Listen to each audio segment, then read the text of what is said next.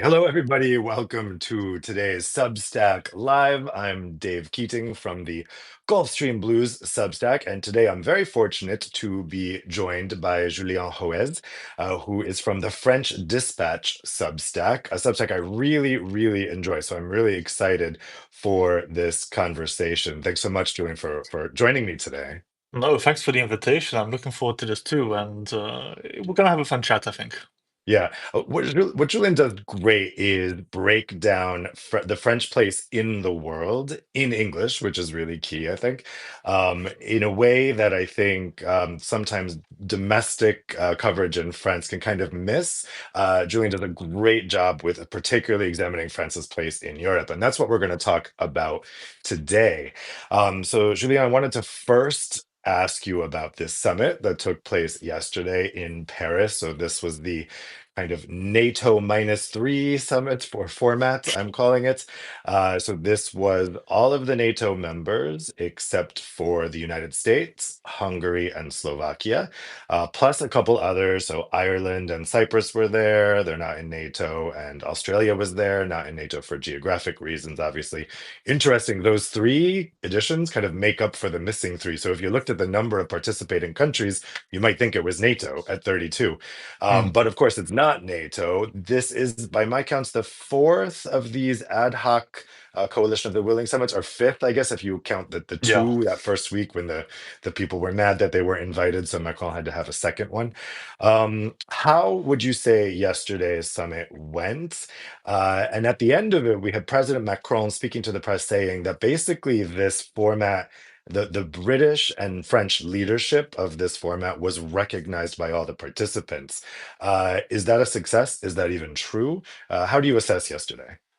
So, I mean, firstly, when it comes to the leadership, I think it's kind of falling to the French and the British by default because they're the ones organizing all of these summits. So they're the ones who are doing all of the legwork. The diplomats are working overtime in Brussels, across the continent, and even abroad. I mean, you know all the stories about what's going on with the US and Canada right now, for example, and the Australians being slightly miffed about the submarine gate and how that's actually impacted their relationship with all of the allies. I mean, as you say, that we're now on to the fifth or so summit relating to the security issue, the Ukraine issue, and the complete abdication of duty from the US.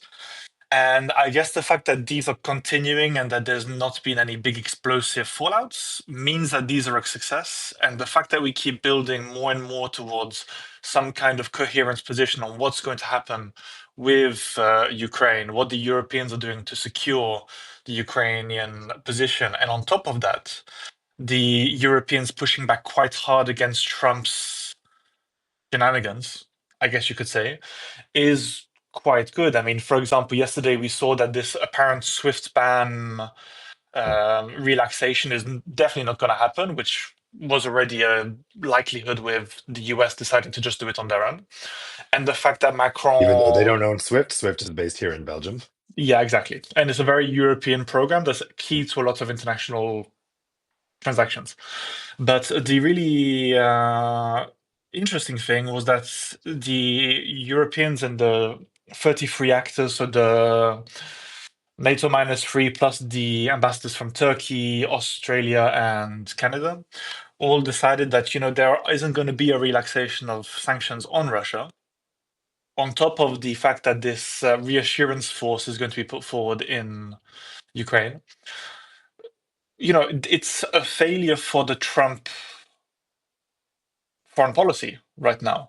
So the first 100 days not only pissed off all the allies, but also isolated Trump's foreign policy, which we're probably going to hear more about from some weird leaked signal chat at some point in the next 2 weeks.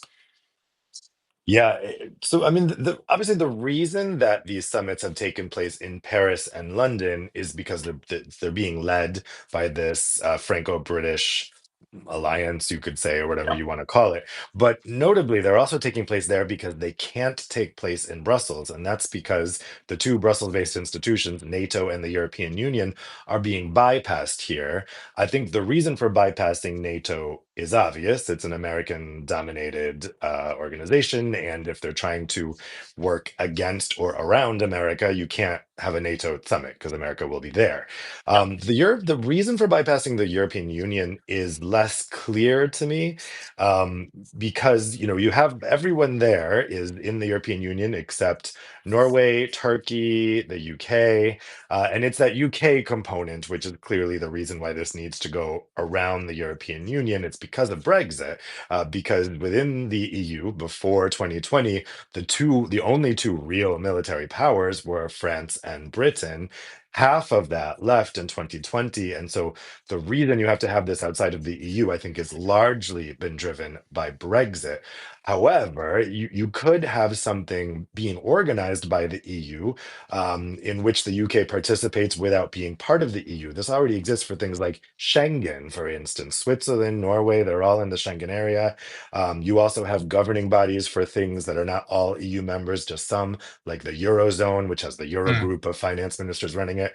Why do you think that there's been no effort made for the European Union to try to coordinate this coalition of the willing, neither from the EU presidents, President von der Leyen or President Costa, nor from any of the prime ministers and national presidents? Yeah. So it's one of those really interesting things where you have to have your feet or probably your hips deep in European politics because it's one of those topics that people don't quite understand, as you say, and it's quite complicated. So, first of all, foreign policy is always very complicated at the EU level because you usually have to have unanimity, you have to have everybody on the same page, you have to have everybody agreeing. And right now, that's not really possible because you have two member states that are very pro-Russian, and they are the two that were missing yesterday. So you have Hungary, you have Slovakia. And on top of that, you also have the issue where military isn't really, and security especially, isn't really a topic that the EU is very active in. It's becoming more active with Rearm EU and all of these programs that we're putting together, and the fact that there's more efforts being made to create some kind of, as the French are now running around showboating with, strategic autonomy from the US and Russia and China. But I think ultimately one of the reasons, and the primary reason that it's being done in this very odd way is that we have some unreliable allies who aren't really working with us. They don't want to work with us. They don't really want to ally with us. They don't really want to engage with us. They're mostly frustrating proceedings. And in the case of Hungary, just trying to make sure that money keeps coming in from EU programs that they're not going to lose and send somewhere else. And on top of that, as you say in the NATO thing, you got the Americans who are just going to frustrate and prevent things. So now you've got a structure where it's basically outside of all things that we know. So this coalition of the willing, I've heard people call it, NATO minus three. I've heard people call it, the new NATO. I've heard people say it's the European Defense Alliance or the European Defense Program or Europe de la Défense, as we say it in French. So, I mean, it's a lot of these things, but ultimately, it's that with Hungary and Slovakia, you can't trust them to not frustrate and block everything whenever they can. With the Americans, you can't trust them to not block everything they can at the NATO level, so you have to go around them and just try to figure stuff out. But it's important to add the president of the Commission, Ursula von der Leyen, and the president of the Council, Antonio Costa, are both involved in all of these meetings and have been from the get-go. So there is clearly a European component inside of this. Yeah, they're there, but as participants, right? Yes. Not as leaders. So they're kind of, taking notes, and anything that evolves into the funding area or anything that might be relevant to the EU, they say, "Hey guys, how about the European Union does that?" But they're not really, taking the initiative, right? And it seems to me you're right that there's two problems with the EU. One is Brexit, and two is the spoilers of Hungary and Slovakia within it. However, this coalition of the willing, or I know that's an unfortunate term because it's left from the Iraq Yeah. War, right? Definitely not popular in Yeah. France. So I'm not surprised they're not using it in France. But they haven't actually taken any binding decisions, right? I mean, if any of these things that they've discussed at these five summits so far were discussed instead here at the European Council with the invitees Norway, UK, Turkey. There's nothing that they've done that Hungary could have vetoed or blocked. So I see that as I don't really see either reason as a compelling reason not to involve the EU. And then there's also, as you say, this idea out there among politicians and the public that the EU is like forbidden from getting involved in defense. That's just not true. Yeah, There are instruments in the European Union that give it the capability of being involved in defense. There's the defense coordination. There's the issue is that it's been a taboo to actually use it yeah, up till now, and it's never been used because of the neutral members, Ireland and Austria, the reticence, surrendering power to Brussels, this fear of the quote EU army, but it's all there and they're just not using it. So it seems unfortunate to me that they're trying to reinvent the wheel here by having these ad hoc summits and then not using what's available to them here in terms of mm, legislative infrastructure and in terms of coordination infrastructure that took a lot of time to set these things up in all the various treaties, and now they're just ignoring that they're there. What do you think? so I don't think they're ignoring that they're there. So, for example, I personally believe that the Rearm EU program probably came out of one of the earlier summits that took place earlier, I think January or February, whenever it was. I mean, they were already working on this kind of thing, but I think it pushed it harder. And honestly, I know what you mean, and I understand the sentiment that it probably should have been included in the EU structures. But again, because it would likely. So here's the issue that I see happening. If it's connected to Ukraine in any way, shape, or form, as opposed to being an EU program, for example, Rearm EU or these, the famous Eurobonds that we've been hearing about for close to a decade now and all this, then what happens is you have the pro-Russian actors who will have a reason to start vetoing and cutting programs down, and we already have enough problems between the frugal and the spenders and all this kind of thing. So I think it probably wasn't the worst idea tactically to have these as a secondary set of meetings outside of the framework of the European Union, because it also provides cover for von der Leyen, Costa, and Callas to be able to do the work within the structures to actually build these things up. To take And authorization from the ad hoc summit. So say the ad hoc summit asked us to do this, so we're going to do it. not But necessarily, no. constitutionally, that's a bit problematic because the council didn't ask them to do it, right? No, of course, but if the majority of the council members are involved in this anyway, and they can Mhm. actually give the authorization to Costa to say, okay, we've discussed this externally, try and Right. see what you can make work of this. So I think it's not that they're taking authorization from these external summits because it's still being led, I think, majority by EU member states. I think, again, the only ones who aren't are Starmer, Zelensky, and maybe, Turkey sometimes there. yeah, Rutte or something, you know. But it's one of these things that it's also provides political cover because then, if you have Hungary who starts saying, oh, no, we don't want this at all, and then the council goes, okay, why? Because this has nothing to do with Ukraine. This is just us trying to bolster our defense. Mhm. And Viktor Orban's in some, pardon my French, some pretty deep shit right now in the polling. Mm. So it's giving them cover to like sort of force the issues in a way that's actually advantageous to the EU without involving the really disruptive actors who are going to continuously try to attack. And of It- course, it helps us boost our raison d'être when it comes to a lot of these defense issues. And from the French point of view, it helps push strategic autonomy in a positive direction, I think. It's interesting too that Orban has been much more proactive about vetoing the things having to do with Ukraine Yeah. than the things just purely having to do with EU rearmament or EU defense. That the things that he's really needed convincing on, or that they've had to go around him on, are specifically things that he thinks prolong the Ukraine war. But Yeah. he's been less vocally opposed to EU rearmament. He's saying the same general kinds of things that Maloney is saying, also that Yeah. it's a power grab by the EU. This is what Le Pen has been saying in France, but hasn't really been standing in the way of it. In that vein, I wanted to talk to you about France's leadership role here. By the way, I'll just say to our viewers, welcome in case you're just joining. If you want to ask us a question, you can type us in the bottom, and Yeah. we can answer it at the end of the chat. So, France, you're leading this charge along with the UK. I think France is having a bit of an I told you so moment right now because for decades, France has been warning about Europe being too dependent on the United States. Yeah. This was the Gaullist line. For a long time, France had an arm's length relationship with NATO. They've never allowed any American bases on French soil. And they've said to the other Europeans, you are becoming too dependent on the US, and this can come back to bite us in the ass someday. And here we are, it's biting us in the ass. What do you think about France's I told you so moment? And why do you think people, the other Europeans, particularly in Eastern EU and Germany, in the UK, in the Nordics, didn't listen to France with these warnings over all these years?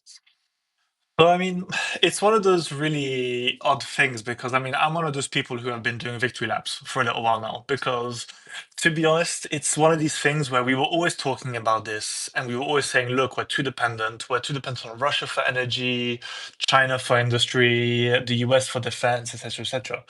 And usually the response you always got, and I'm getting this from people who are now full-throated European Gaullists all the way up and down the corridors of Brussels is yeah, but you French just want to start selling us your products. All you Exactly. want to do is Exactly. boost yourself. You're just trying to profit, nya nya nya, blah blah blah. And at that point, you always kind of just like mentally switched off because it was the same argument as, oh, the only reason you want linguistic plurality in the EU is because you want everybody to speak French eventually, nya nya nya, blah blah blah. And it's the kind of arguments that is you kind of stop caring and you zone out.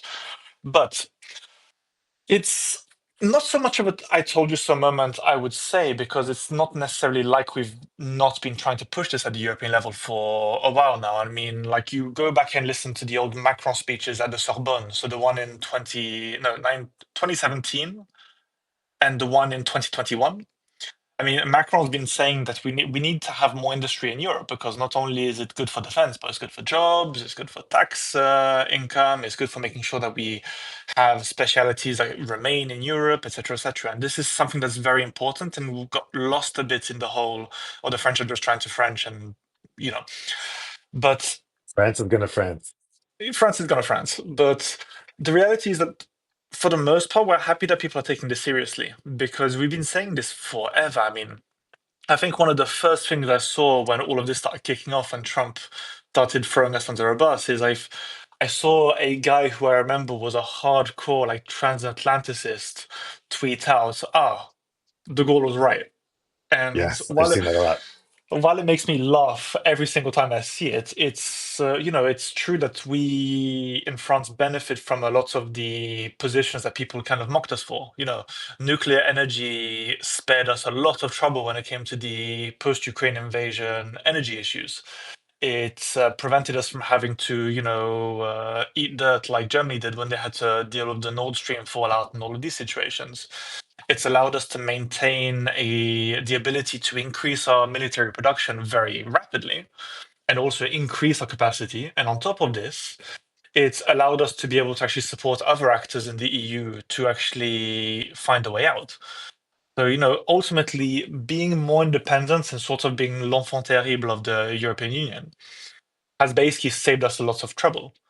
And this is sort of something that I've discussed previously as well, in that, one issue that people have right now when it comes to the rearmament, and while Europeans are listening to us more, one issue that we have is people are still concerned about the bigger member states taking control of all of the production. So, you have the big member states. You have France, Germany, Italy, Spain, and Poland who produce a lot of weaponry and a lot of equipment.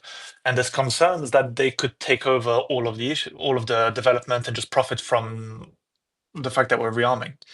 But my position, I think the general position in France is that this isn't necessarily smart because what you need to do is encourage these people to increase their production Mhm. while using funds like Rearm EU, which is what it's intended to do, to boost the production of military weaponry in smaller member states. I mean, for example, you have the SCAR being produced in Belgium, you have HK producing weapons in Austria, you have the Romanians producing other weaponry too. And we need to come to a point where, we're all producing equipment, we're all producing weaponry, and we're actually ensuring that we're not dependent on the US. Yeah, it like you say, it seems to me that France was a bit of an imperfect messenger here, in that Yeah, they always got this response that, well, of course you don't want us to buy American weapons, you want us to buy your weapons. yeah, And reminiscent of the, of course you don't want us to speak English, you want us to speak your language. yeah, Um, and I think there's a bit of Francophobia that's been involved in that over the years, yeah, because this element of, oh, you can't argue for European military sovereignty because you're a big country that produces a lot of military equipment. Well, who else would have the authority to make this argument? I mean, you wanted Germany to make this argument while it wasn't spending anything on its military. You yeah. wanted Italy to make this argument. You wanted Slovenia to make this argument. I always wondered. I mean, I guess the UK might have had more credibility if they saw the need to be arguing for this because of the so-called special relationship. But do you think that maybe French politicians could have approached this argument a little more humbly over the years? I mean, is there some blame to put at Paris's door for not being able to sell this message to Europe? And maybe if they had changed their approach, maybe if they had changed some of this obsession over Mm. the language issue, people might have been more willing to listen to them. I mean, I think the issue is always, it's not just the person receiving the message, it's also the person conveying the message. I mean, this is always a case. As comms experts, we know this. If you're not communicating properly, then, or if your communication strategy isn't working, change the strategy, right? But the issue also, I mean, it doesn't help that, in France we have very strong presidents usually, and either they have control in the parliament or the assembly, or they don't, and this can change the dynamics. So, for example, if you had, I mean, not even just that. It's just like, for example, one of our key messages was Chirac and Sarkozy, and Sarkozy was an unhinged cannonball. I mean, that guy made the argument. Someone told him, "Yeah, but we don't want to buy." I think the quote was, "We don't want to buy your weapons because we want to have more availability." And Sarkozy said something like, "Okay, then go pick up some Italian rocks and throw them at whoever." And it's like, you hear this stuff and you think to yourself, what the hell is going through your head? It is something that the French kind of started doing a bit more recently. I mean, it also helped that you had a president in Macron who at least understood a bit how the other member states and leaders and other cultural actors function, because I think he was one of the few presidents that we've had who actually spent substantial time in the US, in English speaking countries abroad, etc., etc. So, and his cultural sensitivities helped quite a lot on this too, and it Yeah, was also helped. I was going to say it would probably surprise a lot of people, particularly in France. But I think when it comes to France's relationship with Europe, Macron is probably the least arrogant French president that there has Yeah. been in a long time, because he actually engaged with Europe. Hollande's style may have not seemed overly arrogant, but where was he? I mean, he just didn't even deign to engage in these No. issues, right? And he was always playing a bit more the domestic side of politics because, Yeah. admittedly, it was a financial crisis. There was a lot of shit hitting the fan for several years. But really, he was always, I would say he was more Jupiterian than Macron was on the international stage, where sometimes Holland, aside from looking mildly gormless quite often, he would also look down his nose at people, and it would always rub people the wrong way. I mean, I'm thinking back to his relationship with his Greek counterparts, which was borderline catastrophic at times, because he would constantly tell them, "Well, you guys can't handle," well, not in as many words, but he would give the message, "You guys can't handle your economy. Why are you complaining when we try to help you?" You know? And it was always this weird thing. But also, let's be fair, it helps that, we've Macron spent very little time with Merkel. And then with the lack of this very austere, very, let's say, self-centered German leadership, and helped by the chaos with Scholz's circus of friends and former politicians, it became easier for Macron to work around the Germans and speak with the Italians, the Spanish, the Scandies, the Benelux. And to be honest, that helped with the messaging a lot, alongside his cultural sensitivity, alongside the fact that he knew how to work with these people, and the fact that, to be honest, Macron's just a really fucking good diplomat when you think about it. Well, speaking of Macron, it's been interesting to me that this whole situation, that the inauguration of Donald Trump has really revived Macron's political fortunes. Yeah, He was really looking like a complete lame duck as of the end of last year because of all of the electoral shenanigans last year and his situation in the Assemblée Nationale. Now he's found kind of, I think, a renewed raison d'etre on the international stage. And you see that actually translating into polling numbers in yeah, France, where at the moment he's at levels rarely seen by a French president in terms of approval. In other countries, this wouldn't look so high, but in France, where people yeah. like to complain that the approval numbers are never very high for any president.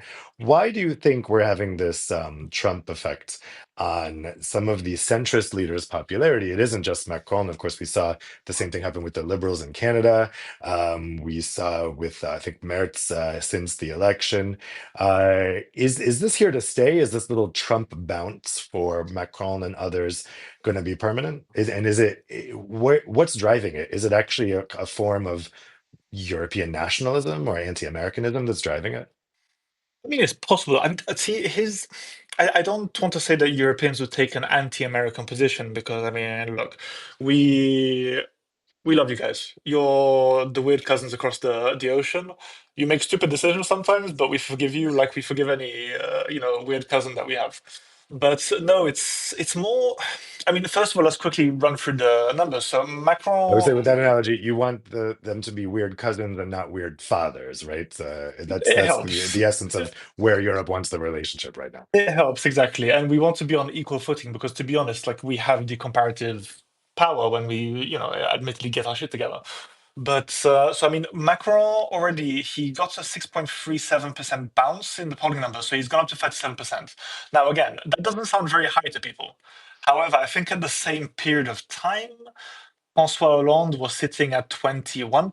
Sarkozy was somewhere in the 28% region. So in a It's very country high where by you French have standards, yeah. exactly when in a country where you've got a lot of opposition forces that will absolutely ransack the president, and then 20 years later everybody's like, well, the president he was okay, he was pretty good, and then they always end up with like a polling number way higher, like 10, 20 years later.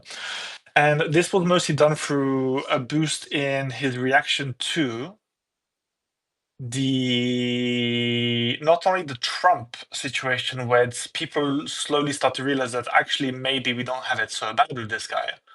On top of the fact that he's standing up for Europe and France and actually looking out for us against a man who is hell bent on making our lives hell. And on top of that, the his reaction to the Ukraine situation, trying to fix the issues at hand. And this is very important because so not only do you have the fact that Macron's kind of stepped up to lead to the role that he's best at, and I've always said that I could very much see Macron eventually being the president of the commission at some point or council, considering the fact that he has this very natural gravitas for international and European politics. But It that's probably the problem in terms of the council wanting to appoint him. He's too good. Yeah, he's too good. And also, there's a very big hesitance to actually put a French person in position because we're Yeah. seen again as l'enfant terrible of the European Union, despite the fact that, again, we were kind of right about everything for the last 7, 8 years. Sorry, not sorry. But it also doesn't help that the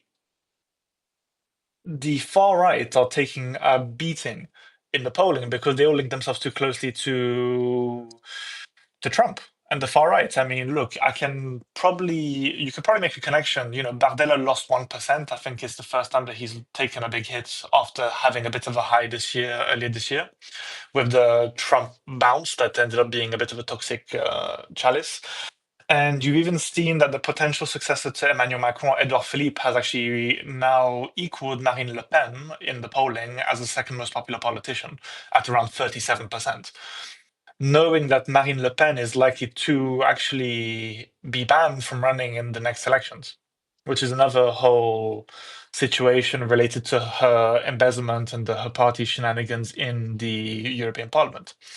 But ultimately, I think Macron is benefiting from the fact that he just stuck to his guns. And as one of the readers here are saying, he's getting some recognition for pushing a goalless European military organization for years, such as Europe de la Défense, a coherent European military action, which is also being backed by everybody's favorite missed opportunity for a strong European leader, Mario Draghi, who gave us the famous Draghi report that the Germans famously killed in less than 3 hours.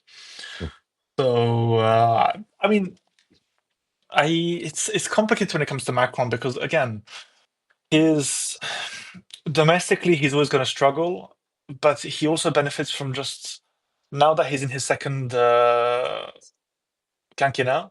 Now that he can't run for the next elections, even if he can technically legally run for the elections in 2032, it's he can just go for it and just run through brick walls at this stage because he doesn't need to worry about losing the next election. Yeah.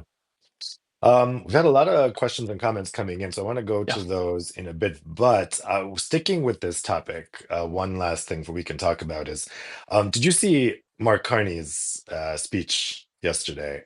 Yeah. Uh, so, for anyone who hasn't seen it, the Prime Minister of Canada had a speech last night saying Canada's relationship with the United States is over.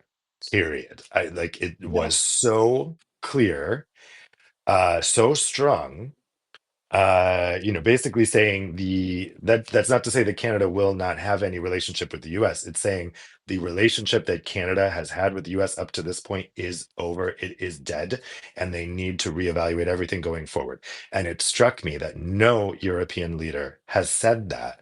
Everyone's still treating this like a temporary affliction that's going to pass. No one will say that the United States is no longer an ally of Europe. It strikes me that the person that's the leader or leader in waiting that's come the closest to saying anything like this is Friedrich Merz in Germany, but he's not even chancellor yet. Mm. And it's interesting because both Carney and Merz were speaking in the context of elections.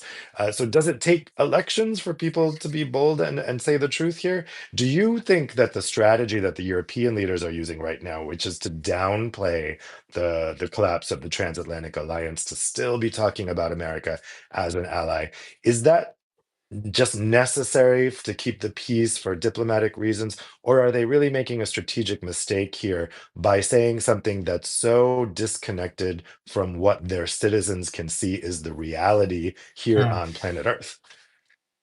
So I think so. Firstly, it's a slightly different situation because, the Americans keep making these very, very aggressive and very, I would say, emotionally unstable statements about annexing Canada, and they seem to be attempting to bully the Canadians. So I think in that case, if you had the Americans doing the same to the French, we would probably say exactly the same thing, aside from also probably telling Trump to go do one, It's one of these things where sure the elections are helping, and Merz is also trying very, very, very hard to differentiate himself from Scholz because Scholz did I mean it's the whole Zeitenwende curse, right? It's like we made this big announcement about rearming Germany and fixing the mistakes of the past, and you're putting 50% of the funding to replace the bullets that got too moldy because they were left in a fucking shack for 40 years. It's this kind of thing where Merz is trying to differentiate himself from the previous German leadership. Carney's trying to do the same thing. And when it comes to the Europeans, it may seem like they're maybe going softly, softly with the Americans, but the reality is, I think it's sort of a fait accompli that the Americans aren't really going to have our back. It's why the Americans, despite or the American government, I should say, because a lot of Americans send me messages through the French dispatch saying, well, it's not all of us. We like you guys. We really like France. How can I move there? What's the taxes like, etc., etc. And basically, it's this idea where we've kind of accepted that this is happening, or at least for the next 4 years. And there's a significant subsection of the American population that really has this weird far right MAGA Tea Party brainworm thing going on That's meaning that they just don't really get what's going on, and they just keep listening to people like Marjorie Taylor Greene, who I'm convinced is as high on ketamine as Elon Musk half the time. But if you look at the symbolism of the decisions being taken and the actions being taken and what's being said, I don't think there's really any doubt about the fact that the Americans aren't going to have our back. You've got everybody saying, okay, we need to do this on our own. They're not our friends. You've got the Americans not being invited to Well, but anything. I don't think people are saying they're not our friends, right? That's the issue. No one's saying that. Oh no, this is being said in the. Quietly, I mean, but not publicly. I mean, Oh no, this is this is what, being of said course, if publicly in I'm the in a briefing Assemblée. with the European diplomats here, they'll say that, but they'll never say it publicly. Oh, but this was being said in the Assemblée nationale, for example. Like there were speeches about how the Americans just aren't our friends anymore. We need to do this. Like this But why is doesn't Macron say it? partly because Macron, as the president, is the chief diplomat. So he's the one, and because he's the president in or the head of state in Europe that's the closest to Trump, there's probably a tactical view that he has to be the one who sort of continues to be the bridge between the Europeans and the Americans, particularly Zelensky and the Americans. And the reality is that, some presidents. I mean, okay, again, Macron doesn't really care anymore because he's not exactly legacy shopping because his legacy's here already. He was right the whole time and people should have listened to him. But some presidents don't necessarily mind being seen as the guy sucking up to the Americans because they're the ones who have to do it because they're the only ones who can, Mm. in my view. Whereas you're going to see once the Merz government is put in place, I can guarantee you're going to see a trip between Merz and Trump where they're shaking hands and doing all this nonsense. And saying that we don't need the Americans, they're not our friends and not going to come and save us, which is a message that has been said repeatedly by heads of states. I don't have the names in mind, but it's being transmitted, or at least by foreign ministers and all these people. The reality is that I think that they've accepted that this is the case, and they may not be saying it as loudly as Carney, which is a shame in my opinion. But the Americans aren't also talking about invading Europe yet. In a way, they are with Yeah. Greenland. I mean, it's notable that Mette No, Frederiksen you're has right. been You're very right, muted actually. in her Yes. statements, right? So Yeah. she's been a little like she's gone a little further this week because of the Usha Vance and now JD Vance visit happening today. But for the most part, and I even heard that she was telling other European leaders to be quiet. And that she didn't want them speaking on Denmark's behalf, trying to rile things up. They were really hoping that I think that Trump would forget about this, that he would like get distracted by a shiny Yeah. object and move on. That clearly did that strategy didn't work, right? I mean, I think the Greenland thing shows that this strategy of trying to placate Trump and smiling and playing nice, it didn't work, right? Yeah. And I'm really curious about that first meeting when Friedrich Merz goes to Washington. Yes, I mean, he'll shake Trump's hands, but will he be smiling and jokey like Macron and Starmer were in their visits? I mean, both Macron and Starmer looked like everything was normal, right? They were Yeah. pretending that this relationship is great. I don't, I think, I'm curious to see what he does, but I don't think Friedrich Merz is going to do that. I think he's going to have a stern German face when he sits Yeah. there in the Oval Office, and it'll be a bit more similar probably to Merkel's meeting with Donald Trump. And I think that's what citizens want to see. I don't think European citizens want to see Macron sitting in that chair, joking with Trump, grabbing his hand. Ah, ha, ha. There's all this reading of, oh, he's out masculinitying him with his arm movements. And Oh, all those I things. mean, Yeah, I remember. just have a stern face. I think that's what Yeah. Europeans want. But And as you say, with the speaking for the foreign policy, I mean, the Canadian Prime Minister, I mean, I guess it's the King Charles that actually represents the statecraft of Canada, but the yeah. people historically would have looked to the Prime Minister of Canada also to be that diplomatic face. Clearly, Mark Carney has made a different decision. Yeah. I bet European leaders will be very curious the outcome of that election in Canada and to see did this work for Mark Carney, and if it did, maybe they'll start getting more bold here. Yeah. And I mean, so just to go back on the point, we also need to remember that Macron was being very jerky with Trump while correcting him and putting him back in his place several times. And it's one of these things that, again, it happened at a time when you also have the French foreign minister, so Jean-Noël Barrot, who also said that if Denmark triggered Article 5 because the US was getting a bit handsy with Greenland, then the French would be sending troops over The only there. country I So, think to say that, actually. yeah. Yeah. So I think it's all part of a very bad. delicate diplomatic balancing act in general, because it's something that, yeah, you have to have the stick and you have to sort of stand up to it. But if Macron's got the personal relationship again, then that's important. And it's also, I mean, I hesitate to say there's a strategy in the White House right now, but I wouldn't be surprised if Trump also uses his flying monkeys like Pete Hegseth and the circus to do something similar and, play the bad cops to him being like, oh, we can deal, blah, blah, blah. Even though we've seen in Russia that the art of the deal is pretty dead right now. Yeah. Yeah, for sure. Well, we're just about out of time, but I want to take some of the questions that have come in. Most of these are comments, which I won't read out because you guys can see the viewers can see them as well. So feel free to read those comments for yourselves. But there's a question here from Andrea Shiu. Can you speak to some of the security concerns for the EU and France coming out of this week's mind-numbing Signalgate revelations? How would you say people in France are feeling about Signalgate? I mean, in all of my conversations in France and also in Brussels, to be honest, people are just making fun of the Americans. Really, it's a very, well, mostly the team, to be honest, because the issue is we already had the Signal issue previously, where the head of Signal was being arrested, where it was shown that it was being used for all of these very illegal activities and some very, very dark stuff. And the reality is, all it's really done is kind of tarnish the American government's reputation even more, to be honest. But it's also raised some questions about, okay, are our leaders doing this?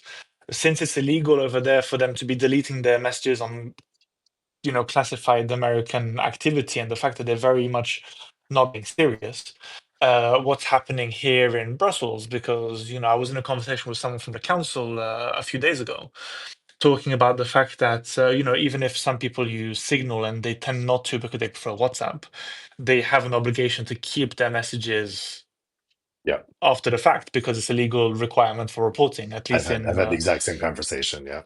exactly. So it's created this.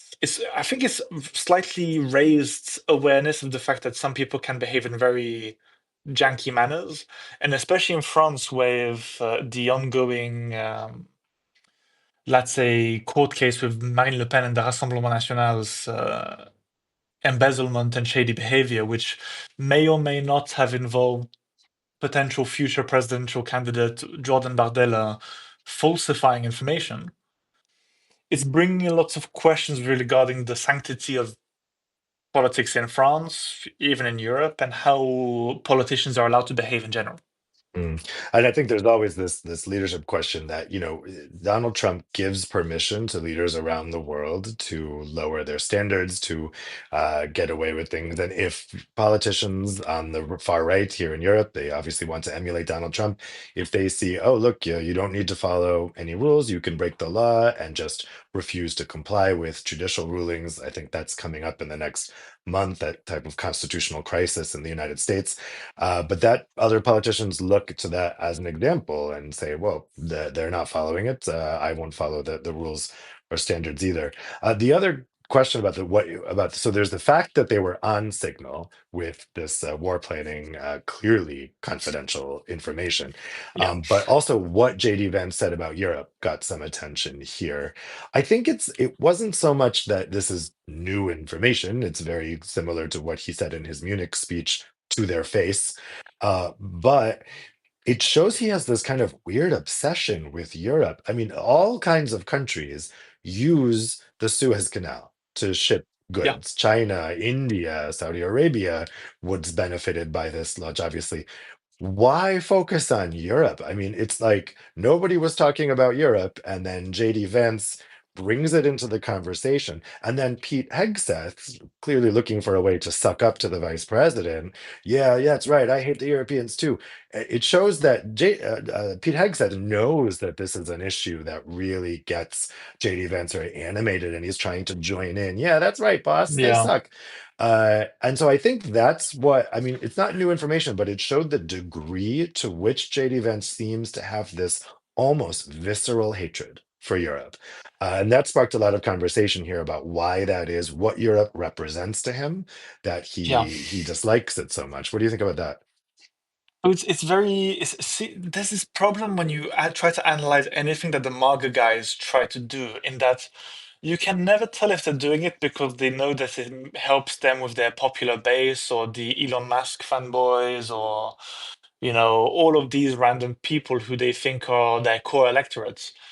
I mean, for example, it's why JD Vance, a guy who grew up in like a city, pretends to have been this sort of the earth hillbilly and all this nonsense, Yeah, like. But I mean, Hegseth seemed like he was trying to say, yeah, you're right, boss. However, we still need the Europeans, so let's figure that out later and do all this nonsense, right?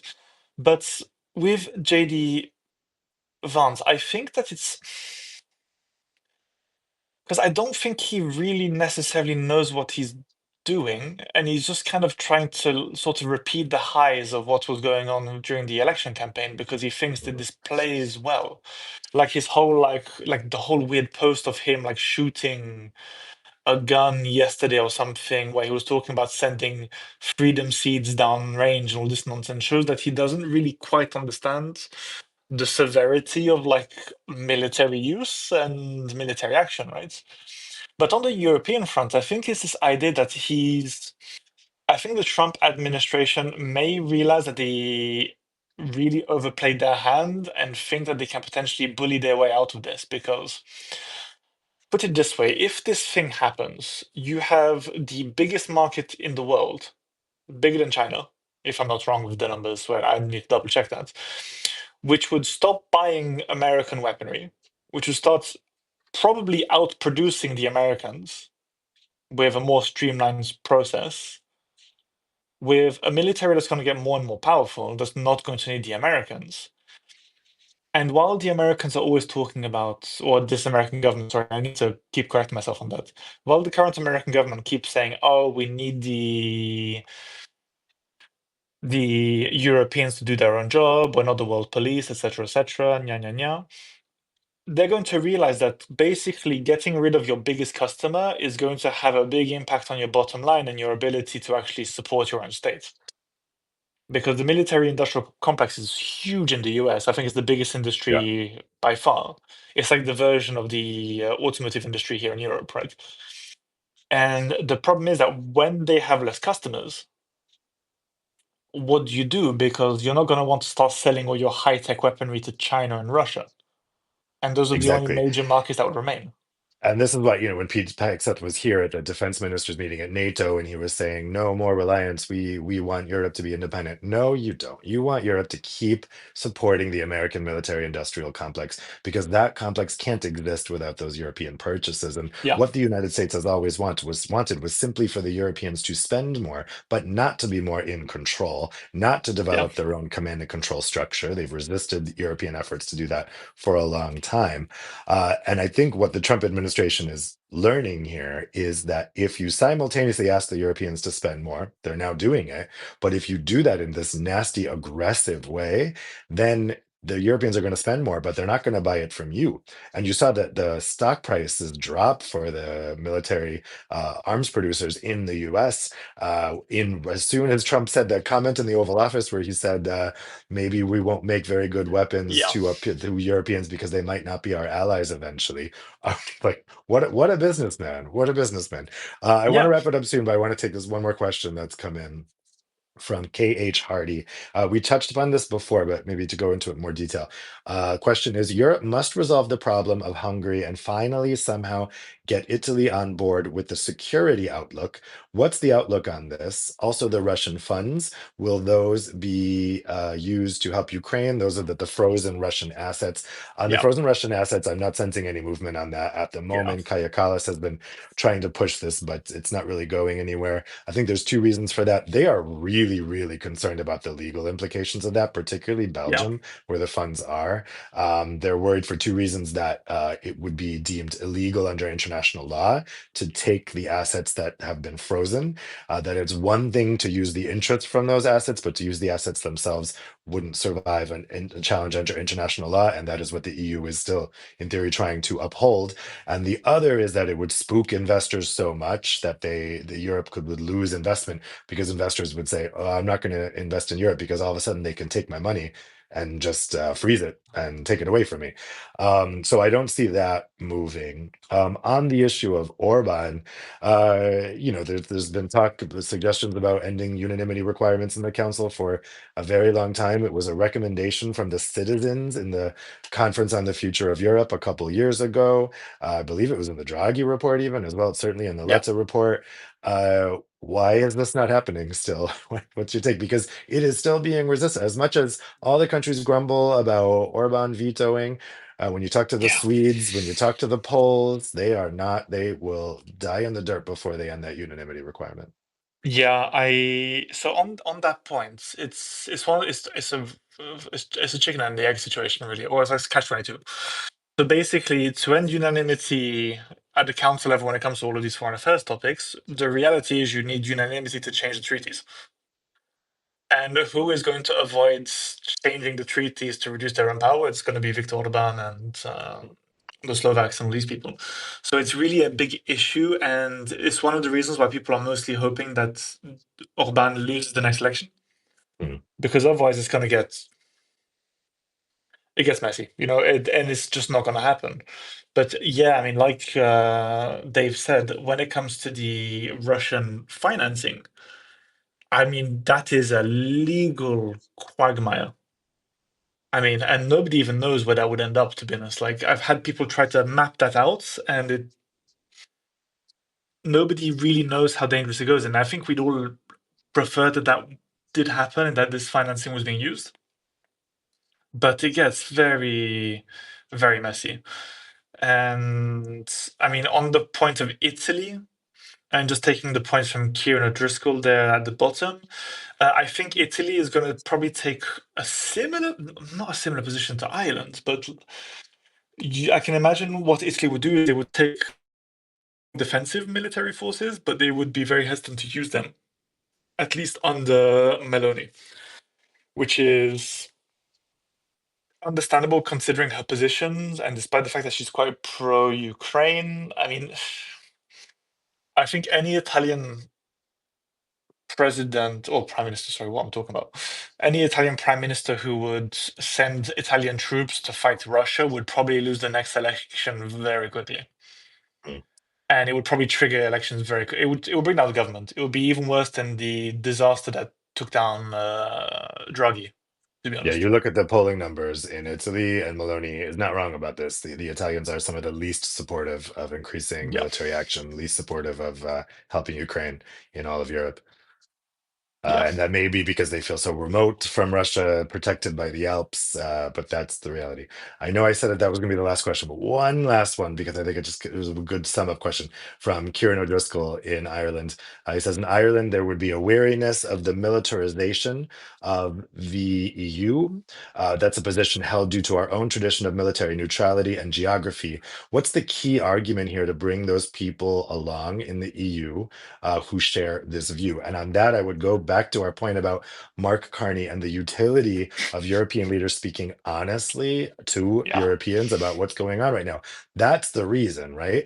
Because, yes, okay, you can say they need to be diplomatic. They shouldn't inflame the situation by saying that the relationship with the United States will be forever changed and that the relationship is over and using this kind of strong language. But how else are you going to get Europeans on board here? People are going to have to make sacrifices. Europe is going to have to go onto a war footing. And if European leaders are still talking like everything's fine, that the US is still an ally, oh, we just need to wait this out, and in 4 years there'll be an Mhm. election. I mean, if they think there's going to be a normal election in 2 and 4 years, I think there's plenty of people who don't think that's going to happen.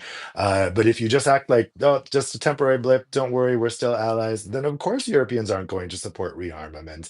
This is the problem with the European politicians right now not being honest with citizens and talking about the reality right now as if we're in this parallel universe where the US is still an ally and everything is fine. That's why I would say it's really necessary to talk like Mark Carney here in Europe. Mm. What do you think? Do you think there needs to be more honest conversation with Europeans in order to get the Italians, the Irish, the more reticent Europeans on board with this? I think a part of that is true. So, well, I mean, most of what you said is true. It's very much a case of that we need to make people understand of what's actually going to come down the line. I mean, people don't understand how bad things can get. It's why, for Yeah. example, in Belgium, they just announced that people should have 72 hours of stockpile of food and water to make sure that they can actually get through the initial stages of a And potential war. people freaked out. And people freaked out. It And it went like shows that people's citizens don't reactions. understand what's happening. If they freak Yeah. out over that, clearly the message isn't being communicated that we're in an extremely volatile situation, right? Yeah.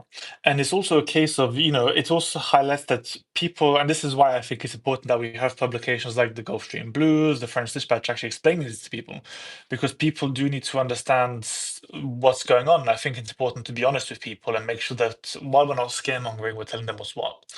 But I also think that, I mean, Ireland has a very interesting position because, I mean, on one part, and this would actually make a pretty interesting roundtable with Kieran O'Driscoll, actually, because he's quite good on this and is a good friend of the French Dispatch and has written for me in the past. Ireland has an interesting position geographically, where it's sort of sandwiched between the US and the UK. It's on the outer periphery of the European Union. And historically, they have a very, or I mean, at least the way I've perceived this and the way I've always heard this, a very anti-military, anti-imperialist position, which is why it's quite easy, I think, for some people, like certain MEPs that I won't name because they'll probably try to sue me like they tried to sue every fucking journalist who talks about them, making the case that, this militarized European Union is an imperialist project, like really the true peace bringers are Russia, blah, blah, blah, blah, blah, blah. And I think that one thing that needs to be done is not necessarily for more time to pass, but there almost needs to be some kind of disconnection between the anti-colonial, anti-imperialist mentality in Irish politics, which is, considering the history of the island, entirely justified, and the idea of the fact that we need a stronger military. We need to have the capability in Europe to actually fight with each other, to fight for ourselves and for each other, I mean, sorry. And a part of this is also making it clear to the Irish that also need to they do need to step up to the plate, and there needs to be a bit of a tough discussion, I think, between all of us, where we need to say, guys, like especially to the Austrians. I mean, the Austrians, holy Jesus Christ! I mean, this kind of stuff, those guys wind me up to no end. But the with Ireland, we need to have a discussion that takes into consideration the historical and the cultural aspects there, while also making sure that they understand that we need them to have our back. You know? Yeah. Yeah, because this is a big preoccupation in Ireland, as you say. But I think, there's almost a re-education needed here. Europeans need to, A, understand how controlled they are by the United States, by this military protectorate. Then the first step is admitting you have a problem. Then step two, you need to make sure Europeans understand that the United States Yeah. has changed fundamentally and it's never going back. This is what America is now. It cannot be relied upon and it is not an ally. And then third step, you have to say, okay, because of that, now you understand how owned you are by the United States. Now you understand how dangerous the United States is. So now you understand that you need to make sacrifices in order to build Europe's defense so that Europe can defend itself without American aid, and that Yeah. even in the most extreme imagining of future events, defend itself from the United States. But without those first two steps, without making Europeans understand how owned they are and how dangerous the United States is, they will never accept step three, which is that they need to make sacrifices and be on a war footing. Right? Yeah. And I mean, also at this stage, we may as well start handing out copies of de Gaulle's books because, I mean, for the sake of understanding, I mean, been a long-term preoccupation of several major politicians across Europe. I think even Adenauer was also saying, like, we don't want to be attached to the Americans when he was speaking to de Gaulle, but we kind of have to because right now we can't do otherwise. Right. And the problem is that's the message that kind of clung to the German and European psyche for so long that it's going to take time to come out.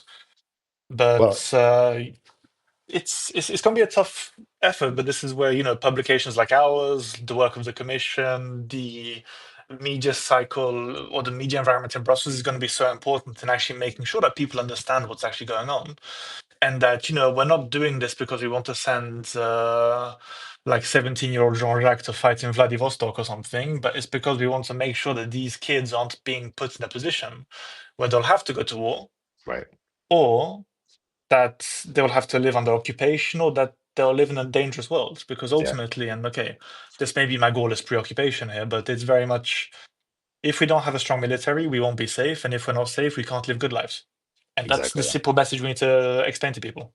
Yeah, that the point is actually not to start a war, but to avoid a war. It's this Yeah. peace through strength mantra that the EU is having.